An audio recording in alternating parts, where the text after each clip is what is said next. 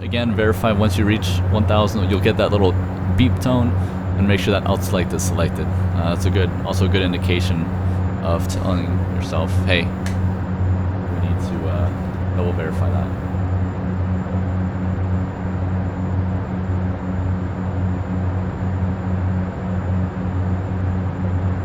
As soon as we reach cruise level, which we are doing now, alt star. Check. Alt. Check. We now set this to min 850 for cruise. And you want to set a cruise power. I'm going to set it to 60% for now. We'll check the charts in just a second for the best cruise power setting. Once you set cruise power, tell the FO to set cruise power. Set cruise power. Checked. Cruise power set. So you'll change from MCL, which is cruise level, sorry, not cruise level, climb, to CR, which is cruise. So maximum climb and maximum cruise. That's what it'll do. You can also do it yourself, but just by pressing this MCR button, you can also do it via that. But FS2Crew likes you to say things, and I'm sure you'd like to do so as well. And so we can check our perfect cruise. It's normally here around, there it is. And we now check based off our weights. So we are at about 24,500 to 26,250. So in between here. And we're at ISA deviation about normal ISA deviation and flight level 200. So in between these two. We're gonna use, that means we're gonna use these charts here. And we're doing a intermediate. So it's a pretty short flight. And we're going to look at our torque setting. Torque setting for flight level 200 is about in between here, about 40, I would say about 44. So we can set that. Did I say 44? I meant 54.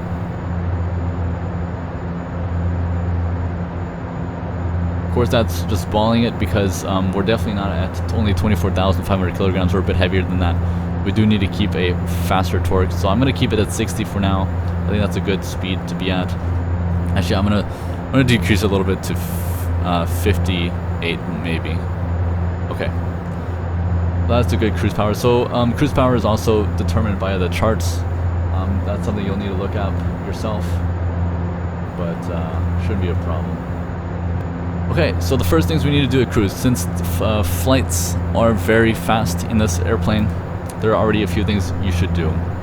The first thing we're going to do is going to go to VNAV, and we're going to look at a waypoint that has the first restriction, which in this case is DEFCU.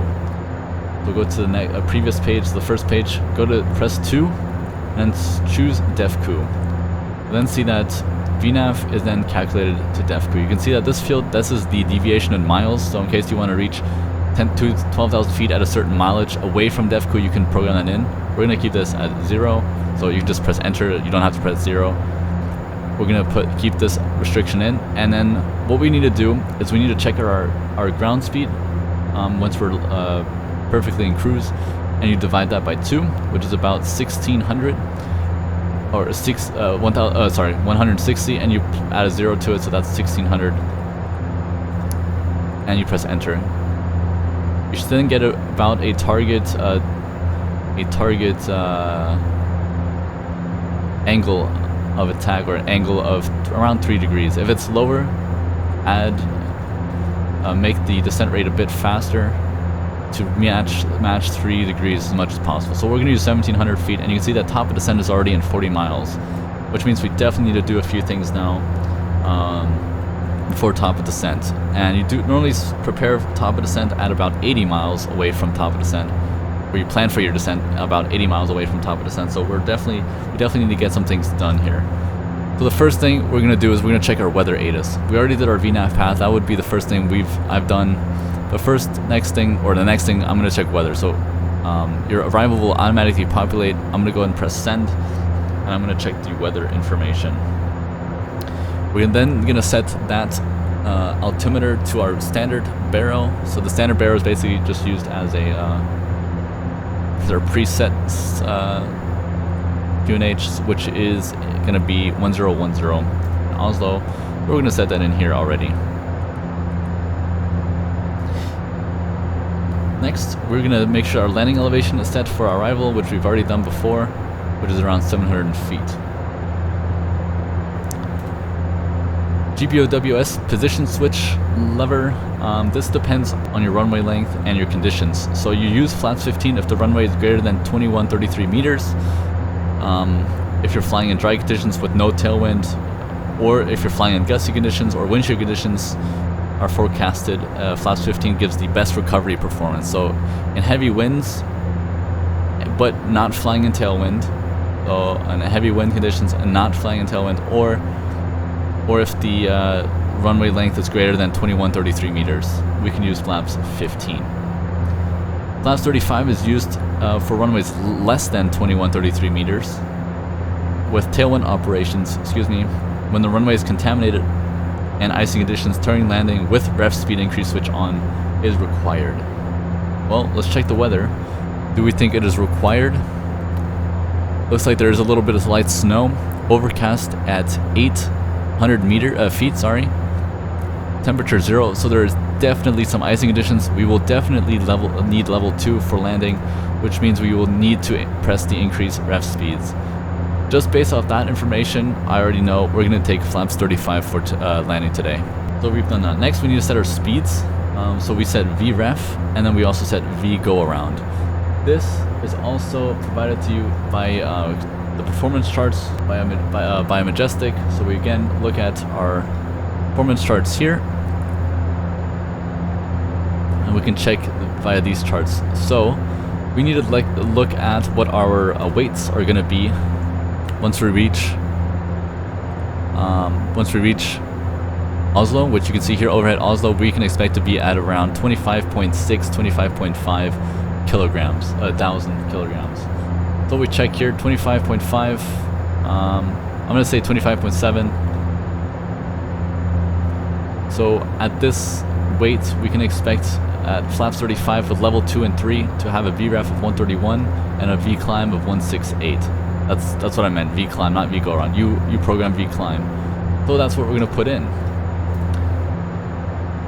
So V ref is where you put in V fry. That's 131 we said. And then V climb is 168. Okay, those speeds are set. We can now do the approach briefing. We'll go to briefing panel and we'll set everything we need. So again, everything is pretty self-explanatory. We're just going to do it via the star, no vectors. ILS category 2. Runway condition is contaminated. Anti-ice is required. Flaps will be 35. Bleeds will be on. In this case, for the landing, the bleeds don't apply as much as for takeoff, so we'll keep them on. APU, will we start the APU? That's a good question. Again, APU starting is not required if we have ground power unit or if the outside air temperature is reasonable. We'll keep the APU off for today. ASDX is not required, and we're going to be taxiing to a stand. So just press play brief, or like we've done before if you're running out of time. Are you ready for the approach brief? Go ahead. Any questions? No questions. Approach brief complete. Okay. But it is important that you set these things in. It is still important. You don't have to press play, you just have to say that you're doing it, but make sure that this information is actually set properly. Now, we can tell the FO to cross-fill his FMS. Cross-fill FMS. Check. And you should do that. Not last but not least, we'll now set in the ILS frequency for our arrival. So we go to our charts. Our arrival is ILS here, and we need to now put in our ILS frequency and our course. So let's do that. We're going to put those into standby or active, depending on what you need. So if you do need VORs for the approach, go ahead and program them in and then put the ILS frequency in standby. So that's what we'll do. We'll put 11.95 on both sides here for our ILS frequency. And then our course, the way you put in the course is you hold down format like we've done before.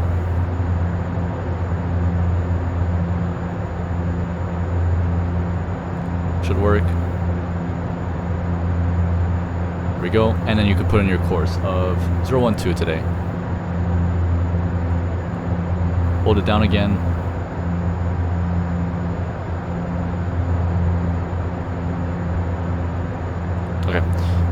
Next, we're going to put in our MDA, so our minimum decision altitude. We're using category 2, so we're going to use decision height of 102 today for this runway. Okay, that's set. And the last but not least is doing a PA announcement for top of descent. So if you want to.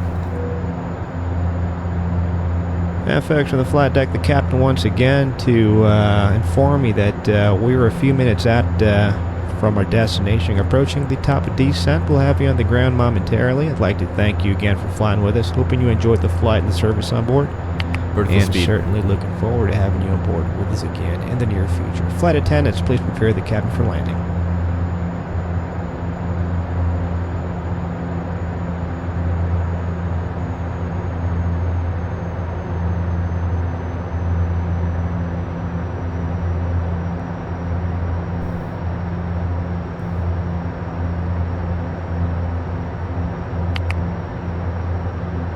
Okay, so I already started our descent, trying to keep 1,700 feet as close as possible.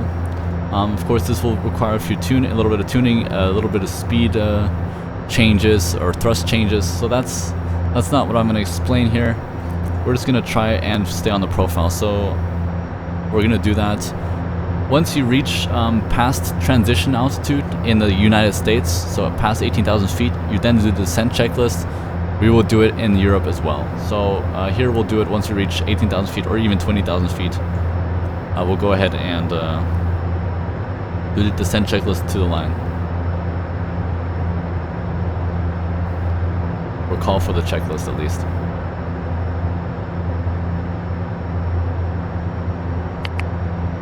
Descent checklist to the line.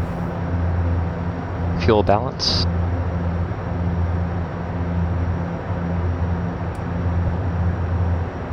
Check. Pressurization. Set. Cabin PA. Standby. I'll be off 1.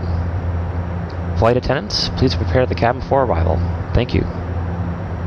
Cabin PA complete. Fasten belt switch. On. Approach and landing brief. Complete. Complete. Descent checklist completed to the line. Alright, once we reach 10,000 feet, we'll then do the below the line. So we'll call for the below the line. And if it's nighttime, which it is getting close to nighttime, we'll turn on the logo light again.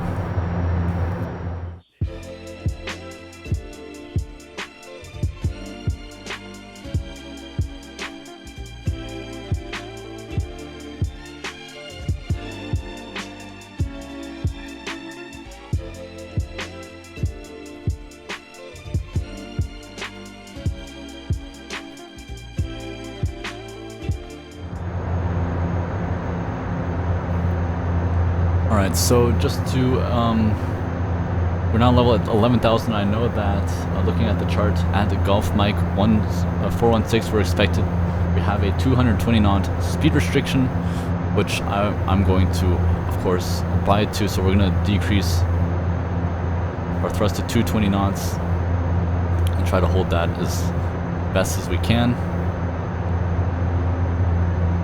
We'll also be discussing something else that you would probably do in the real plane, or you would do in the real plane for sure. So just give me a second here once we establish 220 or below a little bit.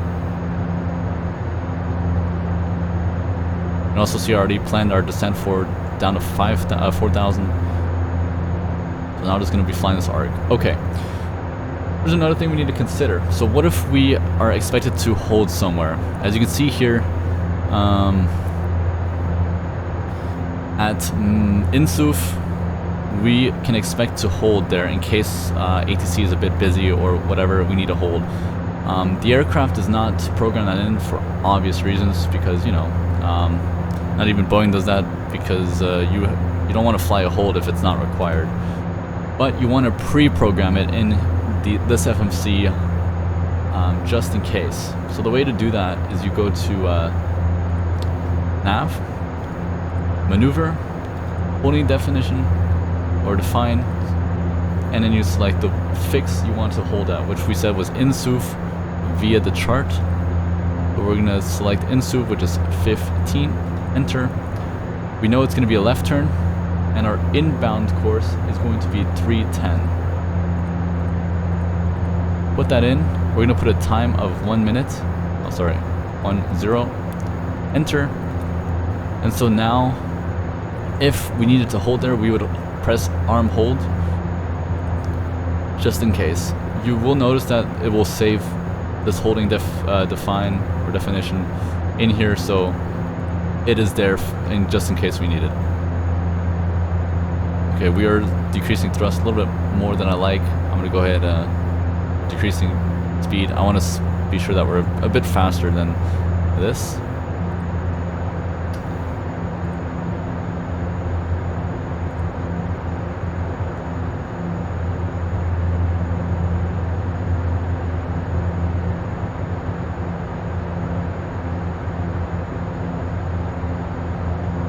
Um, 250 is about 1,200. We're gonna do 1,200.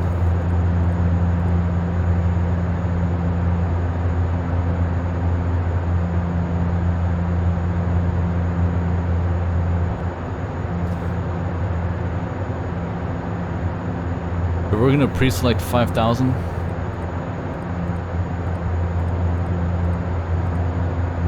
Altitude 5,000. Checked.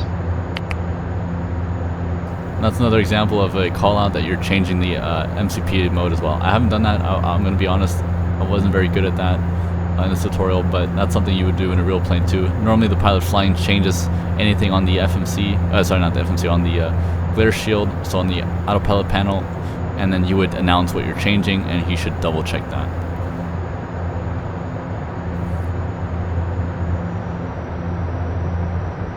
Okay, we're reaching 10,000 feet, so we call below the line, below the line. Jip with landing flap, selected 35 degrees. Fuel transfer, off. Hydraulic pressure quantity, check. Caution warning lights, check. Approach flare lights, on. Rev speed switch, bugs.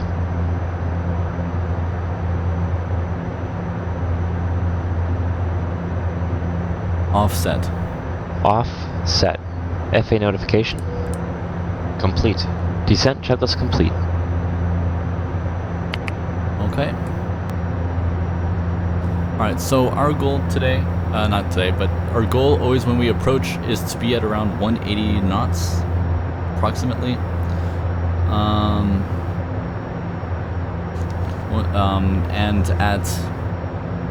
we want to maintain 180 knots, and then at 8 miles away from our runway, which is ADME from the ILS, we can expect to call for flaps 5. We should maintain 180 knots. Once the glide slope is alive, we'll call glide slope alive, and then the gear down. There's also a little something else different. When you call the before landing checklist, you say flaps 15, and then you call the before landing checklist, even though your flap setting is not yet set to 35. Don't worry when you say when you do the when you check flaps, you just say indicating 15, plan 35. It's simple as that, which is completely normal. It's fine for that. You then also tell the flight first officer to set the missed approach altitude, which for today's missed approach altitude, which we'll also discuss, like I've said, we'll also discuss that in the supplementary procedures. We can expect to climb to 3,500.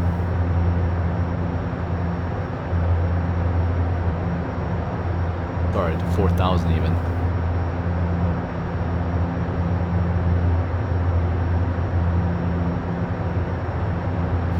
Alright, so we're close to the ILS. I'm gonna expect to capture the localizer soon. So what I'm gonna do is I'm gonna bug up the heading. We're gonna go to heading mode, so probably by this time we would anyways be vectored by ATC.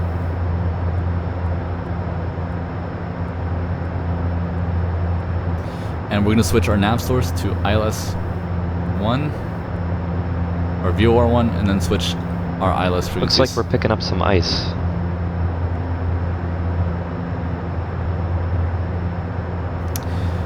Okay, so our ILS is set. We're going to set nav source 2 as well to ILS 2. Are we picking up some ice? We are, so we're going to press ref speeds increase. That's actually all that's required. If there's ice detected, you can just press this and it should automatically do everything for you. 1,000 to go. Alt cell. Oh, mine said 4,000. We're gonna decrease the range a bit more.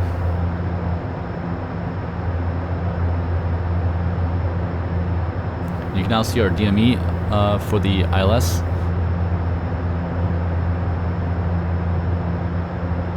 And we're at a good speed. The glide slope is now coming in.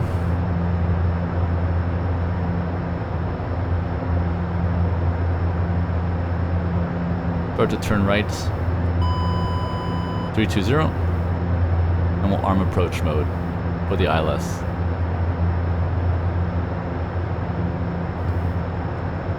$1,000 to go. Alt cell.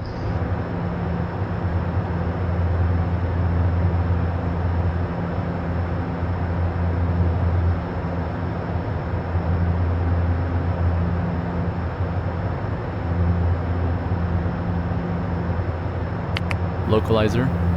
Check. Alt star. Check.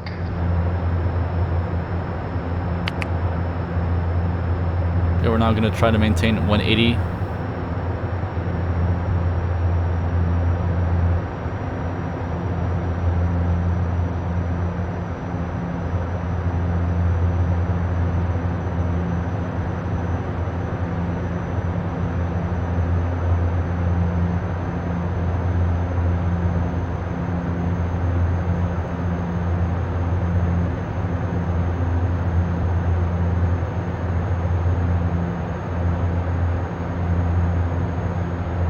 And I'm going to go ahead and set anti-icing on since we're in visible moisture. We're now capturing the glide slope. So about 8 miles away, I think now is also a good time. We'll call for flaps 5. Flaps 5. Flaps 5. And we're going to maintain 180 knots.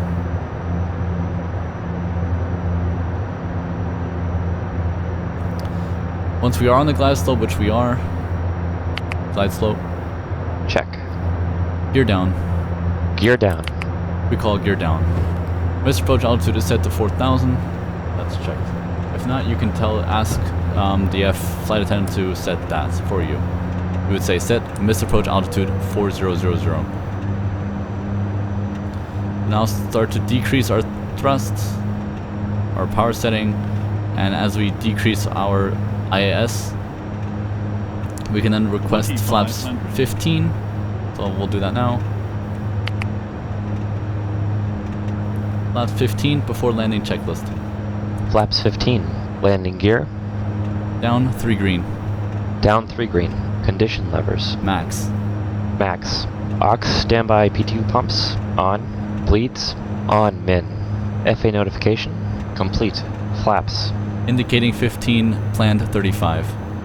Indicating 15, plan 35.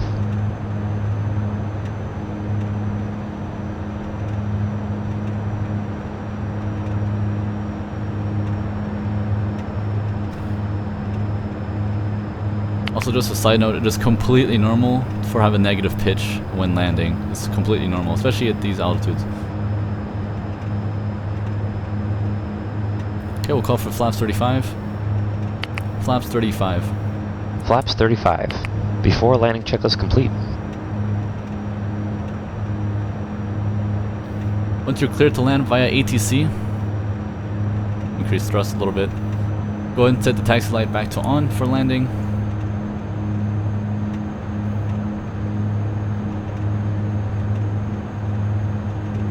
And I have control. Check. Important note, when landing with flaps 35, do not set your thrust to idle when flaring. Set it to about 2 to 3% torque, or set it to around 2 to 3% torque less than what you're normally set to. 1,000 above. If you're doing flaps 15 landing, do not decrease your thrust when flaring. 1,000.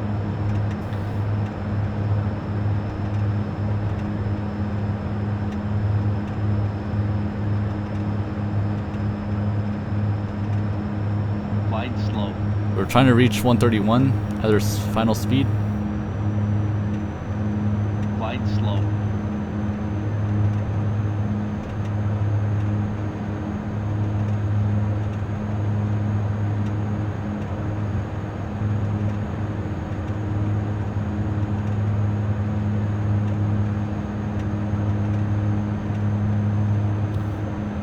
Once the runway is in sight, landing. Check. 500.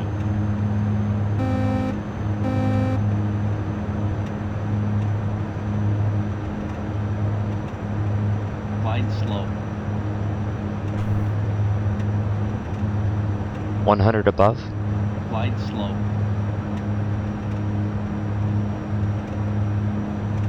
Minimums. Continue. Minimums. 50. 30. 20. 10.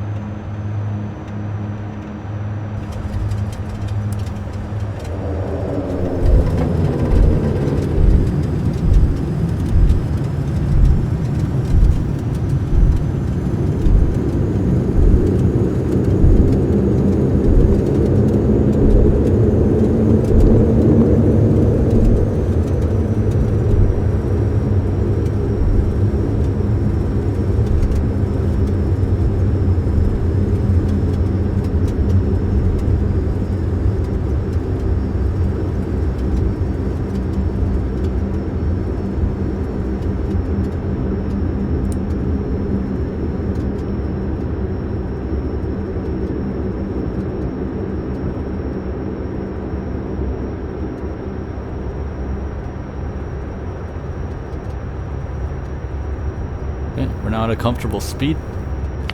So once you've got taxi instruction clearance and you're clear of the runway, we will call the after landing checklist. You yourself will turn off the yaw damper and switch your flight taxi switch to taxi.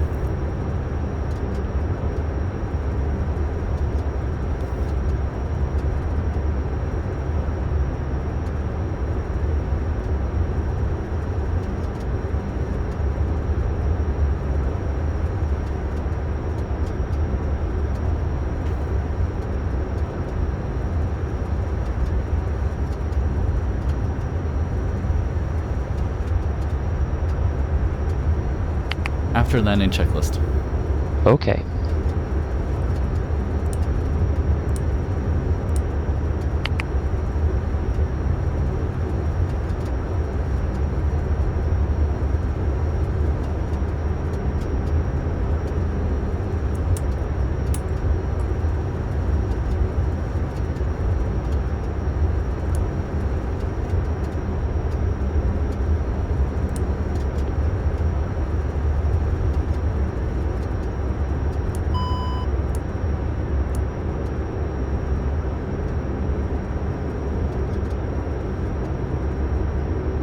After landing checklist complete.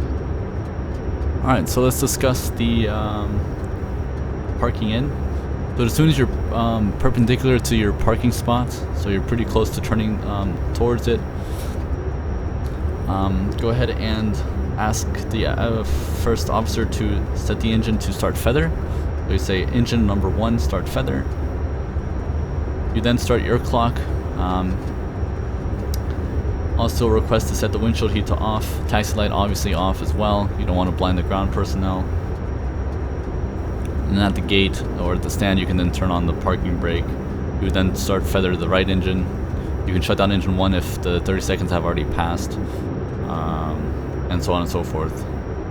You then wait obviously 30 seconds for the other engine to cool down as well, and then as soon as both levers are switched to fuel off, the first officer will do his flows. You don't have to worry about GPU or anything like that. You should connect it, of course, but you don't have to worry about it as this plane does use primarily battery power with everything. So let's pretend we're going to be parking here. Engine number 1 start feather. Feathering number 1.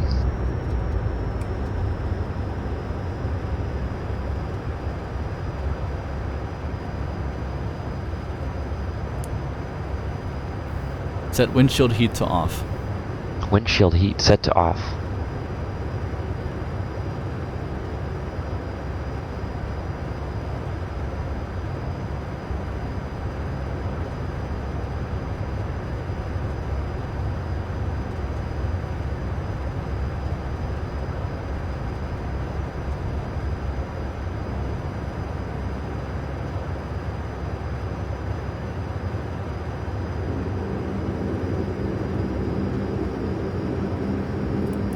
Those are stirring off.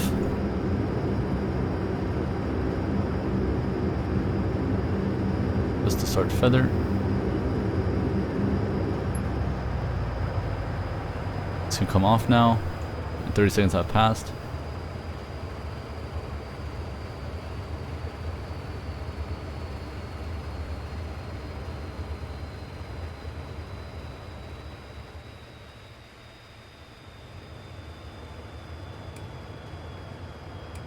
Cockpit to ground. Go ahead.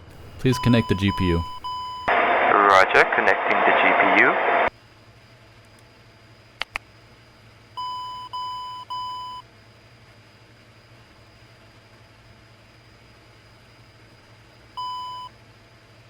And so once GPU or APU is available and is turned on, you can then shut down engine number 2. Captain, the GPU is now connected. So the GPU is now on. 30 seconds will pass in a second. So once those two conditions are met, we can then shut down the last engine. And then the first officer will do his after his parking flows. And the seatbelt sign may then be turned off. 30 seconds have passed.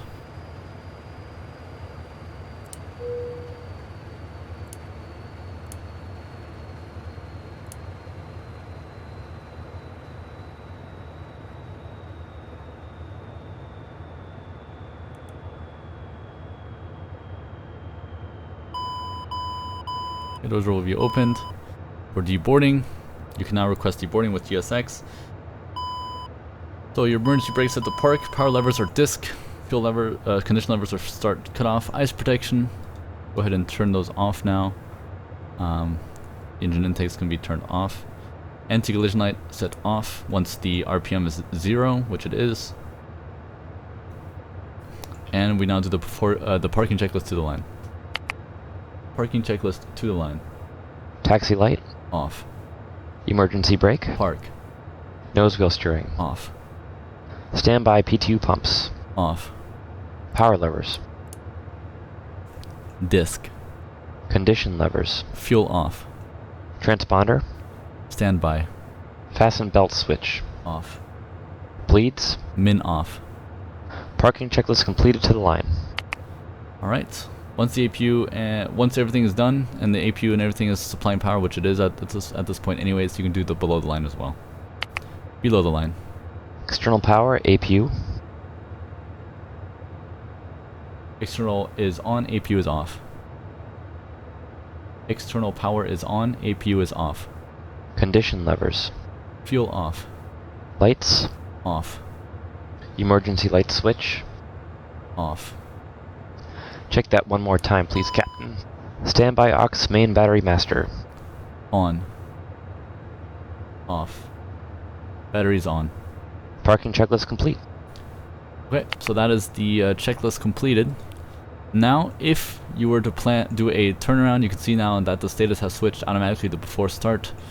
You just now, if you just want to do a turnaround state, all you have to do is press pre-flight events once again, and you're now back at where you began before. So you can easily do a turnaround with FS2Crew as well.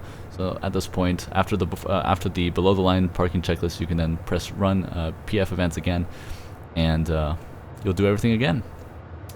However, today we're gonna not do that, and we're gonna do the securing checklist, and it is a read to do checklist done by you. Once everybody's out, everything is set up for the shutdown.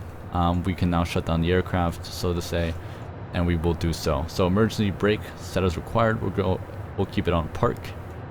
Emergency lights are off. No smoking. Also off. Recirculation fans off. Ice protection should be completely off, which it is. And anti-skid should be off, which is right there. FMS, ARCDUs, and displays off. So we'll turn those off. And off, off, off, off. And displays we will only dim, but we can turn them off as well completely. So we shall do so. Okay. Completely off. Interior and exterior lights should all be off. We'll dim these lights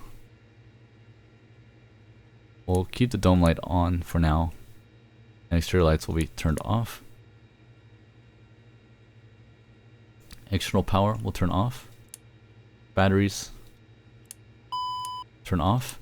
And last but not least, because this aircraft does, the dome light does work even without battery power, you need to turn off the dome light. That's the very last item you need to check. Once that is done, the entire aircraft is shut down and you're good to go. That's all there is to it. I know it's a lot of information. I hope you guys enjoyed it so far. Of course, after this part, it'll be the supplementary parts or supplementary procedures. So rejected takeoff, go around, as well as de-icing procedure and so on and so forth. So I hope you guys enjoyed so far. I hope you guys learned a lot, and I hope you guys can fly the aircraft to your liking with FS2Crew. Thank you guys so much. Please leave any comments or any likes if you enjoyed it. Please let me know if there's anything I should improve. I'd be open to anything. And yeah, until then, have a good one. Peace.